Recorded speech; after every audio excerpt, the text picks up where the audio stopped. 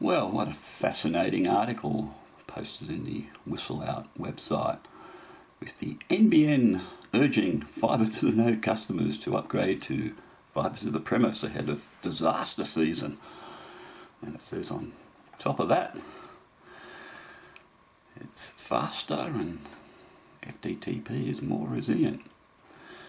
So this is quite interesting because it actually has some quite interesting stats the NBN's actually put in comparison, fibre to node, fibre to the prem. But anyway, we'll work our way through this article.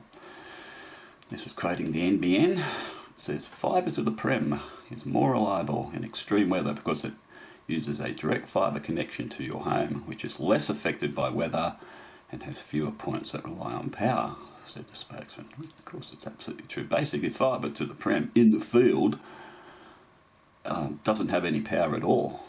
It's only that the termination end at the exchange has it and at the customer premises it has it. But now actually out in the field, it doesn't have anything. It's a passive. Anyway, the NBN goes on to say, fibre is less vulnerable to environmental damage than copper-based technologies. It isn't as susceptible to water ingress and can maintain stable performance even in high-risk conditions. This means fibre has fewer faults, faster restoration times, more consistent connectivity in more places. So the NBN's actually put some comparisons here. This is quite astounding, actually. The relative resilience in connection technologies was apparent when 2 towns were inundated by weather events earlier this year.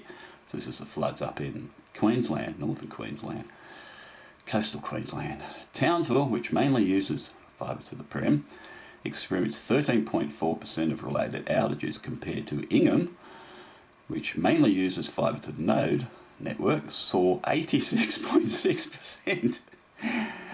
Fibre to the premise customers in Townsville had the NBN service restored in less than 4 hours compared to days for customers on the copper-based technology in Ingham, as extensive equipment repairs were needed. So the Liberal National Party, the coalition's fibre to the node and disastrous multi-technology mix, NBN, is actually putting Australian lives at risk. This is during disaster times. You know, people are having to wait days or weeks to get their services restored. And the thing is, with the Optus deaths, with the mobile outage, how many people have died because of the coalition's disastrous multi-technology mix? Because there are people who don't have a mobile phone and they don't have a 4G backup on the NBN service. They'd be totally reliant on the NBN working. So, you know, how many people have died over the last, say, 12 years because of the multi-technology mix, with the NBN being the multi-technology mix being so unreliable. In fact, earlier this year, back in February, the NBN also put out another amazing statistic, and they've put a video of that online ages ago, that fibre to the prem is 8 times more reliable.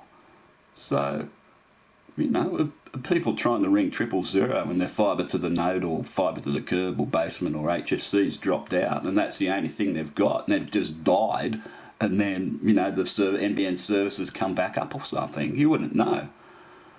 I mean, I think with the mobile service, they can actually work out who's tried to ring.